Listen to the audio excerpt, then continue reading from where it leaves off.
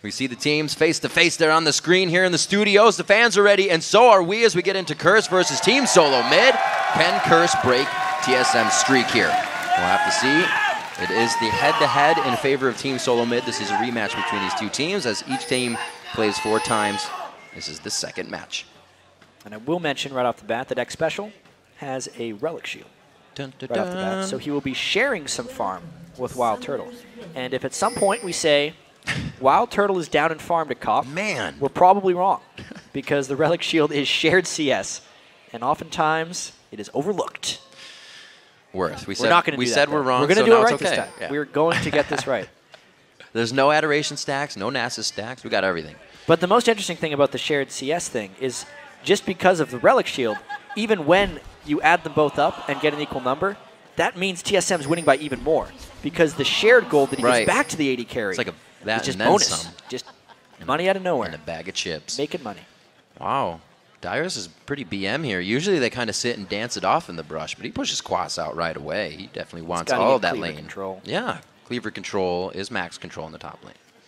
Dominate, hugging the brush. Not going to see anything cheeky like we did from EG last time, which was pretty nice. But we see both teams kind of going back to just laying low. Yeah. Maybe a delayed invade, but I really want to see what happens in the mid lane between Voyboy and Bjergsen right now, because Voyboy should theoretically be very strong early on in the game before Bjergsen gets access to his cat form, which may leave him open, well, Cougar form, may leave him open to odd one ganks very early. I think that's going to be the big threat. Voyboy loves to play extremely aggressive. Nidalee needs to play passive early. That's why you see the barrier on Bjergsen's Nidalee, and it's going to be a big thing actually for TSM early on in the game, because if you look at both their top lane and their mid lanes, their main goals right off the bat are just to survive and keep their farm even, which will give Curse a lot of freedom if you're considering both of their solo lanes are pushed up very hard. It actually means that I Will Dominate can think about counter jungling, even though Wukong isn't a strong counter jungler, but it definitely enables him to gank bottom lane freely. See what he prioritizes here as they get themselves through the jungle. Looks like Wraith and Wolf Camp are going to be the deciders to get themselves to level 3 as they get to their red camps. 2.5 minutes on the clock so far. We'll see what Voyboy decides to do in this lane if he can get a little bit of roam on. Whether he levels Q and just beats Bjergsen down or levels that E and keeps pushing this wave. See almost all Kales nowadays just max the Q. Maxing the Q. It's a huge amount of burst damage. It's on an incredibly ridiculous AP ratio. 1-0. Stop doing the stutter step. Hey, that's actually an advanced form of last hitting. You just cancel until the very last moment where you want a last hit, or you're risky and you do the double shot. Get the ultimate freeze. Let's see what they can do. Wild Turtle isn't really looking to get too much harass in here. He doesn't want to get bullied out by a few of the passive shots. But he'll use a Peacemaker to say, hey, get this wave out of here a little bit. Yeah, and I really like watching the really good Caitlyn players like Wild Turtle when they play. Because at least when we'll see this later in the game, when they're trying to push, they don't waste any time. There's so many kind of long animations on Caitlyn. Like when she shoots her Q, you'll see good Caitlyn players always use it right after an auto attack or right after their E, because they can cancel the animations and save time with what they're doing. Likewise, if Wild Turtle ever places a trap, it'll be right after an auto attack, because then he saves time and it's not actually costing them the time of W. It's an efficient play that comes after hundreds and hundreds of games on Caitlyn that we see these pro-tier Caitlyn players do. Well, he definitely has enough solo Q in him to get those mechanics out. Always playing, always training. Some of, I believe, the most accounts in Challenger, if that has been beaten recently. Haven't been able to check. 4 minutes indeed. The gank comes out. The red buff is on. It's just going to be the heal and the lane harass for now. And Voyboy actually ends up taking more from that one. Bjergsen was far enough back. The positioning of the lane was good for a gank, but there were too many minions that Voyboy was stuck trying to last hit. He didn't want to have full support of a gank that wasn't going to get any kill generated. So actually not the best movement there by I Will Dominate. He sticks around Wraith. They may try to go back towards mid again. We see the odd one backing. We may see him into the lane quite soon as the buff's about 3/4 of the way done.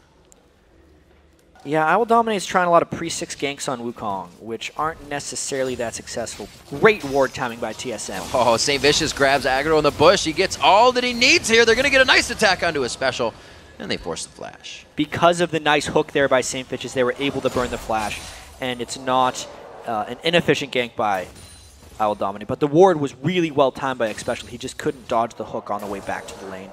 all in all, though, this early game is kind of expectedly slow because TSM has picked two very passive solo laners, and then they're playing their bot lane passively as well because Lucian Thresh has so much inherent threat. The only thing to track in this one is if TSM is up in farm, they're actually winning by a lot. Because they're in passive lanes, if they're out farming, it's a fantastic job. See that Quaz is not having the same time as Nien did, at least in the early part. He is not able to kill Mundo 1v1.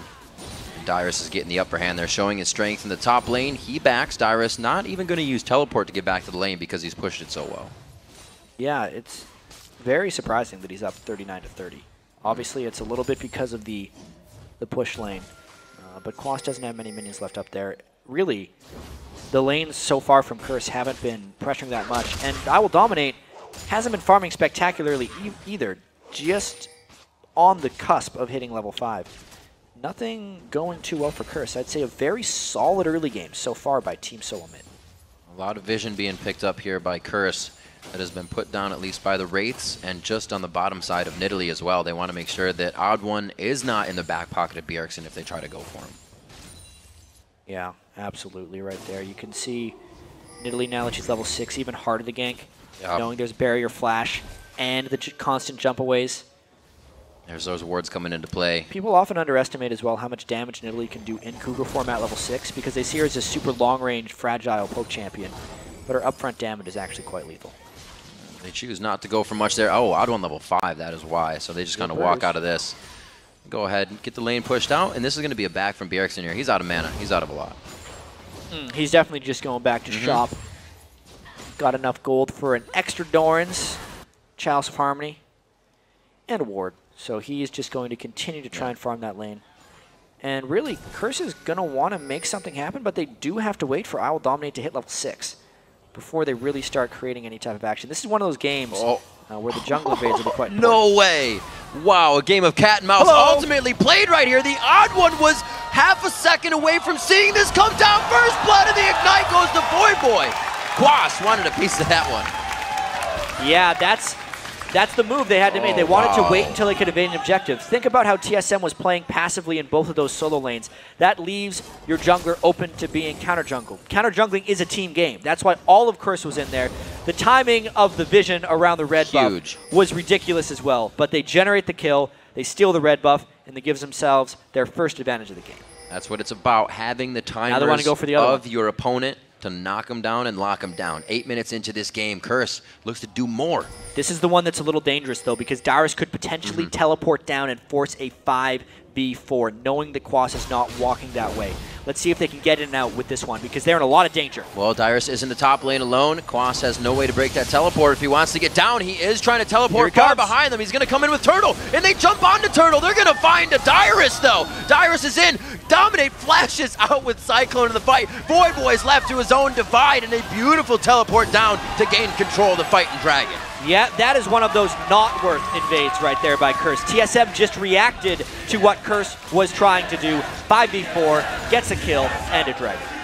Dyrus holding that teleport in the top lane, pays off. Coming in now, first dragon going in here at 9 minutes. A little bit of a gold lead obviously is going to come from that, and Quas is going to do his damnedest to get as much damage on this top turret now. Yeah, we just got to take a look at this again. It wasn't really a fair fight. TSM flanked around them very well. Once Curse ran into Mundo, they realized how bad of a situation they were in. The instant flash away from I Will Dominate. It's just every man for himself at that point. It ends up being Voyboy that gets the short straw. He's the one that ends up getting shot down. Turtle's just like, pull, got him. Pulls out the ace in the hole, doesn't get the kill for himself. That goes over to Voyboy. Or Voyboy had a kill, I should say. It does go to Turtle. I was looking at the wrong inventory. We're all right. It's 1-1. It is 1-1. 9.5 minutes on this one, and it's 71 CS. So Bjergsen in the mid lane. So even though he's being pressured into his turret, he's been able to get back in and pounce on these minions now. Trying to do the same, give Voyboy a little bit of his own medicine. Yeah, also, while we were showing that replay, there was a blue buff stolen. That's how Bjergsen got his hands on that one. So not only did the counter jungle fail for Curse, they ended up losing both blues. Oh, Burger King getting it his way. Going to be lasting quite a while from him with the Chalice and the Doran's Ring. He's going to be nicely poking out Voyboy in the mid lane with those spears when he gets the chance. You can see him quickly in and out of Cougar form here to make sure he can get away if necessary. 7 to 8 in that mid lane. And looking at the bottom lane a little bit, which we have not. St. Vicious and Xpecial were kind of our match of the day as Bjergsen and Voyboy duke it out. And they're both doing pretty well. We got the Xpecial assist so far, but Saint has been trying to capitalize on these moves. Always has aggression in the brush, and it looks like they may get a kill. Cop dashes out of the damage a bit there from Dominate. Great job. All right, face full of Caitlyn right there. They're still going for him. Turtle fight. They're going to be out. They're going to be out. A bunch. They were able to finish off Xpecial in that one.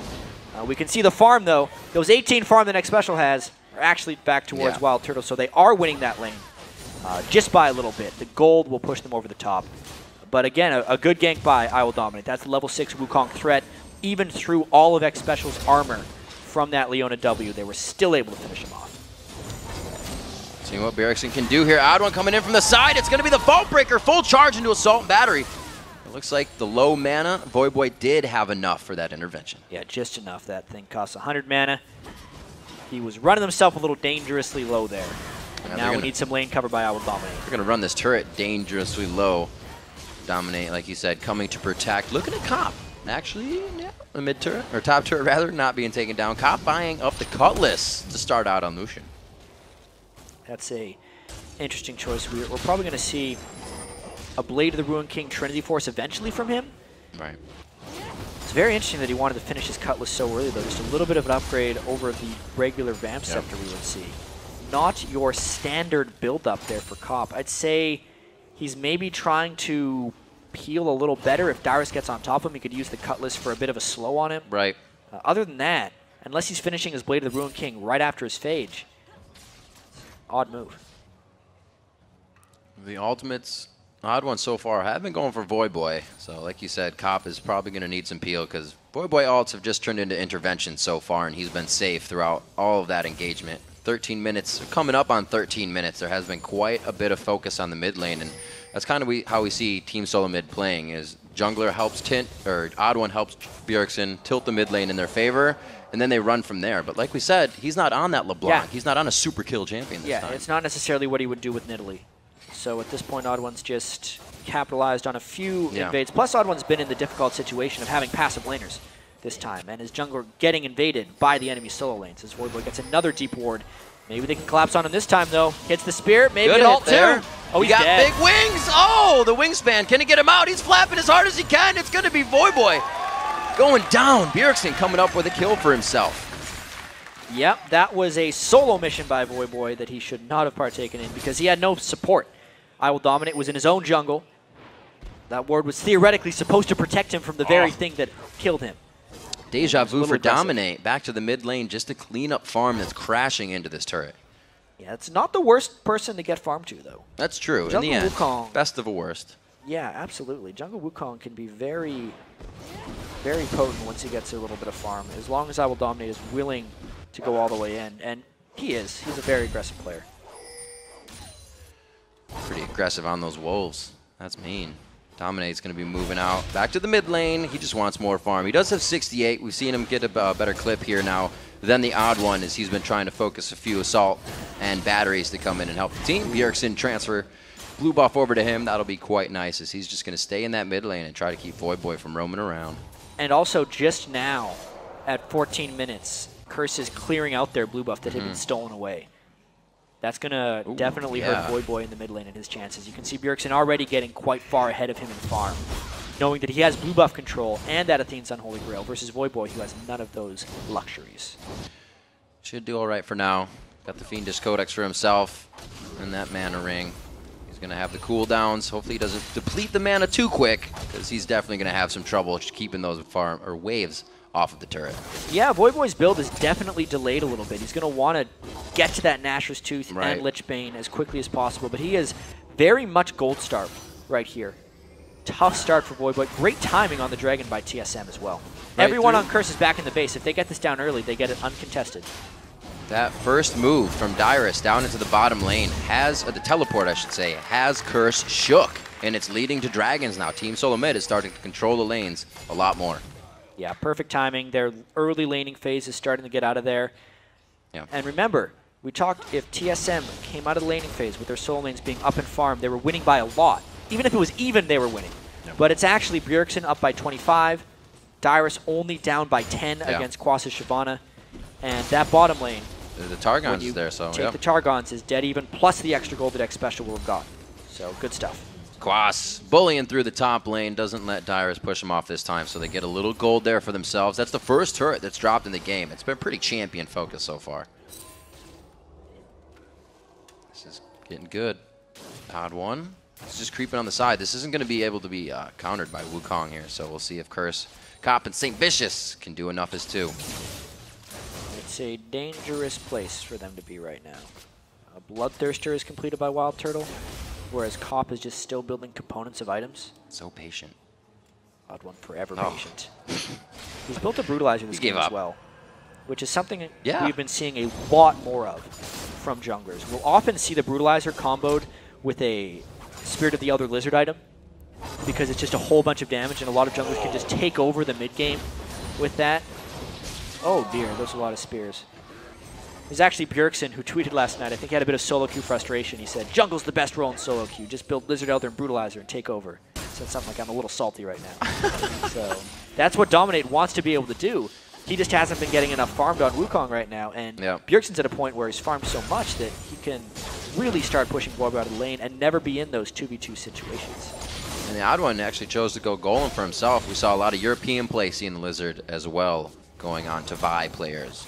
So he chooses to be a bit of a tank for the team too. Get that crowd control in early. Nashor's finally finished up, as we were saying, on Void, but still a bit gold starved in that lane. Oh yeah, way, way behind right there. 1,000 gold fully. The team is only down about 2,000, so most of that deficit is sitting on Void. Kale obviously scales tremendously if he can get to the late game, but that's not going to be until 40 minutes, maybe 45 minutes at the rate we're going right now. Heck yeah, there is still playmaking to be had in this game. The champions will provide for it, coming from both teams. We're going to see that Phage and the Sheen being picked up here by Cop in the bottom lane, so it does look like he's actually going to build up that Triforce quite quick. Quas and Dyrus in the top lane, back and forth. Still just going for the wet noodle fight here. Here the turret was taken by Quas, so Dyrus can only hold it for so long. Here comes Dominate. Lantern gank! Oh, but doesn't use the Lantern. They just go for the Cyclone, but cannot get through. Very nice job coming in. The Solar Flare is still up to be used in this fight. Are they even going to need it here? Odd one looking pretty scared in this 3v1 situation. Bjergsen is on the way. Special looks to get out. Oh, Bjergsen with one from the side, and that is going to deter the rest of this one. Even so, great gank there by Curse. Lantern, Wukong, surprise attack. And at that point, Bjergsen used so much time to roam down just to save the odd one that it actually allows Void a little bit of pushing time in this mid lane. Might look to punish. Not as much damage as he was probably hoping that came out of that. Yeah, needs a few more items there. That shows you just how he's behind a little, so how little he is behind. Coming up on 18 minutes, they finally get aggression in this bottom lane. Curse is going to drop the second turret of the game, but now they're going to group. We'll see how coming out of this laning phase does for them. Yeah, it took 18 minutes of TSM playing back in their lanes for Curse to start getting something back. Being up 2 turrets to 0 now, we'll see if this increased map pressure can make up for the fact that they haven't been farming that well, and maybe give them some of that gold back. Bjergsen knows he has a bit of the upper hand here. 13 to 11, Void out of mana. He knows he can take advantage of that. Blue buff experience, the fact that he is just out-farming them so much, and Void desperately needs that Lichbane at this point. He's still only sitting on 1,000 gold. He couldn't even go back and buy Sheen at this point. Void is getting starved hard right now. And although it being Nidalee, you get that passive movement speed and the brush, Bjergsen has skipped boots completely throughout the game, knowing he also has such an advantage there. Yeah, he can jump around a little bit on Nidalee. I like the fact that he's built Void Staff early. Yeah. Actually, you don't see that build out of mid laners often, but Void Staff is one of the strongest items any AP champion could just hope to build. Let's check out actually what runes he would have grabbed as well. Stacking magic penetration. He has actually not too much flat magic penetration, but the percentage will still be 39% when you factor in his masteries. Completely having an impact in these fights. Looking down at our support matchup for the day, we do see they're going for the coin on St. Vicious, trying to get that Talisman of Ascension built up. It's not too much the engagement here from TSM. They're not really coin-oriented right now. They have the poke comp to work with. Yeah. Bjergsen still trying to get to that point where they can get to these turrets and really start harassing down Curse from long range. And St. Fidges has also just built that. He spent almost all the early game sitting on a Dorn shield, which theoretically should try and give them a bit of a bully advantage over TSM's bottom lane, because X Special started with the gold generation item. And at this point in the game, the Targon's Brace has given TSM 920 gold. That's how much that item by itself has generated. Very, very big play, the fact that Curse wasn't able to beat up on X Special starting with gold generation. It's giving them a generous gold lead. Teleport is up, and there are a heck of a lot of wards down here. Saint doing what he can with the only sweeper on his team right now. TSM looking around with 2 sweepers, and Dyrus starting to roam a little bit here. You might not even have to teleport. Yeah, there's been a lot of big items just completed for Curse, though. If they want to fight to get back into this game, it would be this one. The Sheen was finished by Voyboy. Trinity Force even completed. There's a Blade of the Ruin King. The Brutalizer we talked about on the junglers. If I Will Dominate can get a clean Wukong ultimate, it would be massive for them. Let's see this fight. It'll be a very scary fight for Curse to lose. The minion waves are pretty pushed up here in mid for TSM. They go in deep. The Cyclone's going to be hitting good. 2-1 down from each team. Now Dominate getting hit up pretty hard. Bjergsen finds himself a double kill in the fight, and they are going to be pushing Quas out. The flash is in. They're going to keep going for the cleavers. Another kill for Turtle here. They're putting the shells on and going hard. Yeah, that was just TSM finding the fight for them. Oh, my lord. One more, and Bjergsen's getting out. He might just jump into going him. deep here. Blue buff is there. The bush right there for him to get the passive movement speed in. He may be able to trickster this. The outplay is not there. Cop bullying him in this lane. He's got some minions for his shield, too, and they're doing their work. Even so, a huge win there for TSM. That was how Curse was supposed to turn this game around, but the fight was just a complete disaster for them. Watch how St. Vicious missed his hook and then takes a grunt of damage and actually gets the Kale Ult burned on him. Curse needed this Kale Ult for I Will Dominate. Watch how hesitant he is. He stepped on a trap and cannot get off a good Wukong ultimate before getting nearly wiped out by the rest of TSM. At that point, once the front line was no longer a threat for Curse, TSM could just roll through their entire team. It was all because of a sloppy initiation by Curse, a decisive one by TSM, a poor Kale ultimate, and a steamroll by TSM. Bjergsen doing what he can to get the kills in, even from the outside, triggering those pounces and spears just at the right time, brings himself up to 303 in that fight, 210 CS. So, I said in the early part of the game, will he be able to get that LeBlanc-style kill play out? Although he's not distortioning on people, he's still making the kills come. The laning that he's pulled off against Voyboy's Kale has just been tremendous. Nidalee can be a very good pick against Kale in the sense that Kale will basically out all-in most of the laners, but you never get a chance to all-in Nidalee. He did an all-in right here, 2v1. Now it's going to be a 3v2, but no, 2v2. They take down Odd One instantly. Dominate still quite low in this engagement. The headshot coming out of the brush while Turtle puts himself right back in for that engage. X-Special's just kind of zoning here.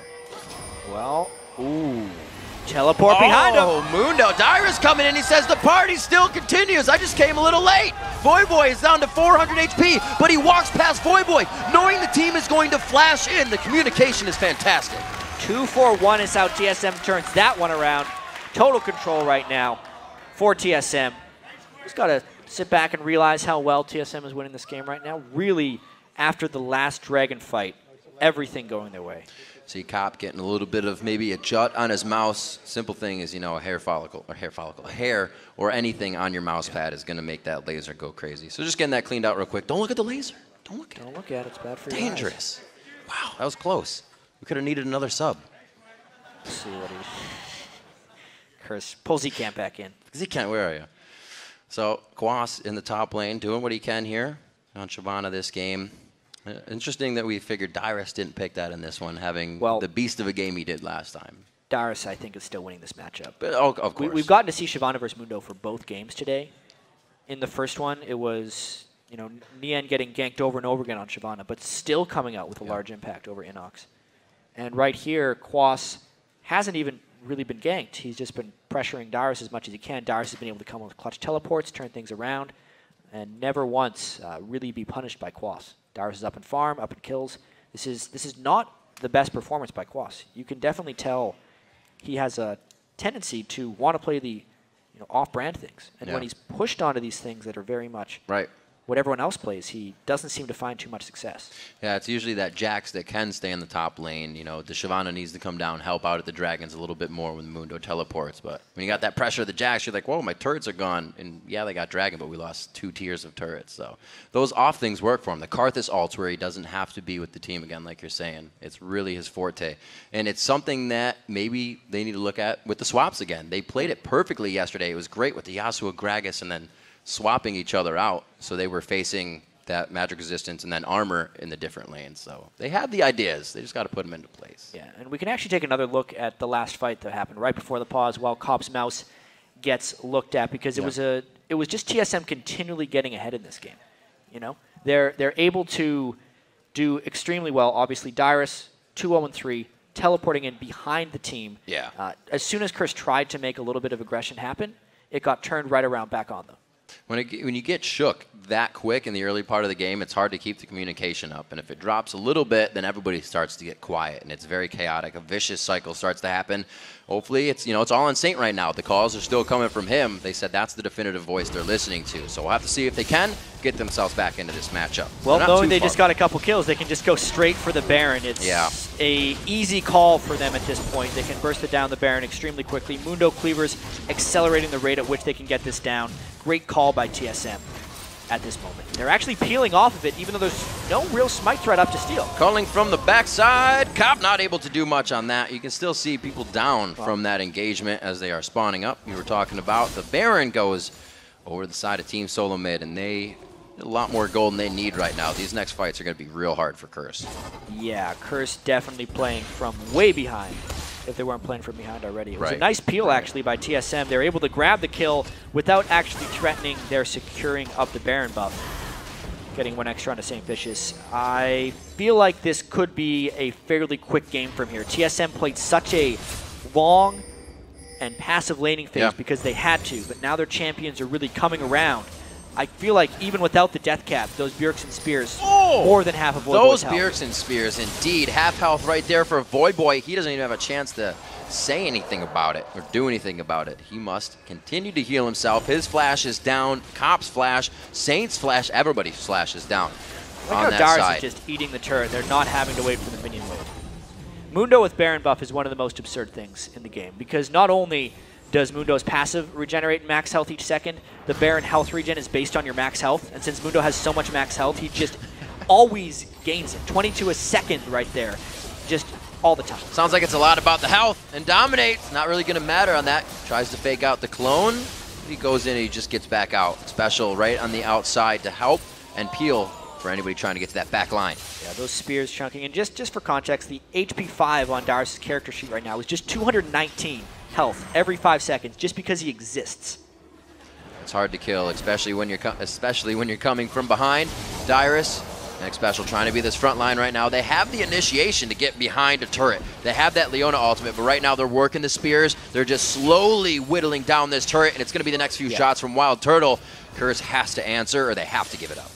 They do not have good options right now. No. I think if Curse fully initiates, they will lose, and if they do not, they are going to lose their inhibitor. Even more so now. They just have to back up on this one. The thought of a fight is completely out of the question. You get the chance to do that every few seconds, and it completely zones out the entire team. You're losing people here and there, dropping like flies. They got to go back to the base. The home guard's being purchased out now from Curse as they scramble to save the base.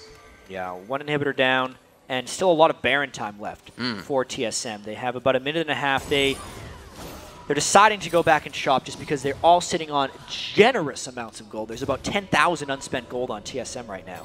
So they're actually doing that before they even built up their item advantages. There we go. Death cap completed for the Burger King. A Wild Turtle. You know, you'd get damage out of the Last Whisper, but it looks like he just goes straight into an Infinity Edge. Yeah, it's interesting because there's not that much armor on the majority of the Curse team. Isle Dominant went for a bit of a Glass Cannon Wukong. The only guy he'd really have to worry about is Quas, and there's a chance he might try and ignore him. Definitely an aggressive build thus far by Wild Turtle. Oh, look out, buddy. Oh, he tried to get over the wall. He had to flash it. Dominate put himself right on that Vault Breaker. Great placement, but that Baron buff is still ticking, and they're in a bad they're spot. going to turn this one around if he can get in range for a Vault Breaker. Oh, he does! It's going to be St. Vicious. They'll take what they can get, and it looks like they're going to eat it up immediately. Cake can have it too. Dominate's going to be going down in this one. They're going to find some more. No bread buffs. Ooh. It's not going to be in range for anybody to take this one down. Quaz is going to be burning himself out of here. Maybe. He does have the Dragon's Descent coming in. It looks like they get the blade on to Nidalee. They're safe. And instead of taking the Dragon that's going to be up in a second, TSM are using the 2 down members of Curse to continue this push. They have a minion wave right there, and they're going to try and make this 1-2 inhibitors. TSM is not wasting a second. There's a heck of a minion wave coming down from that top side too, so they can keep going and play around in the base if they want. They're going to take the inhibitor, see what kind of they can do. They have 9 seconds without Dominate, and they don't have to be too afraid. Yeah, they can do whatever they want right now. They'll take the open door. They've just smashed through in the middle of the base. There's a lot of jungle if they want to take it. They can rotate to the bottom turrets, and that's actually what they're doing right now. You can see Xpecial, just how much money that team has. He's already starting to build into the Randuins, and Saint still sitting on that Talisman of Ascension. The Sight Stone, everybody on Curse is so far behind from TSM's first engagement. That teleport from Dyrus down to the Dragon has really swayed this game, and TSM has not let go of that stranglehold since. And it's one of the nice things about doing the Face of the Mountain on Leona. She ends up becoming immensely tanky in her own right. She's got 159 armor to sit with 2.6 thousand health. That's before she turns on her Eclipse, which because of all the armor he's got, gives him 85 extra armor. They're just not letting up right now. There's a fast Mundo coming in. Dyrus is ready to participate in the fight. He's done his taxes. He's back from business day. It looks like they're going to try to set out some cupcakes here. This will only help him out so much. Not going to get engaged on too much, so they're only going to look good. There's just too many tanks on TSM right now. Xpecial has as much gold this game as Quas does. Oh my gosh. That was a spear as well. Coming and going for the fight. Odd one goes for the Vault Breaker to the Assault and Battery. Again into St. Vicious. The box goes down, but everybody's coloring outside the lines on this one. Dominate's going down to the fight now. Comp is the focus. The fadeaway calling. Ace in the hole. They're going to follow him to the fountain, but he finds solace there on the back. Oh my God! Quadra kill coming in for Bjergsen. The Nexus turrets will fall behind the 30-minute clock. 16-6. Team Solo Mid drops out Curse for 2 times.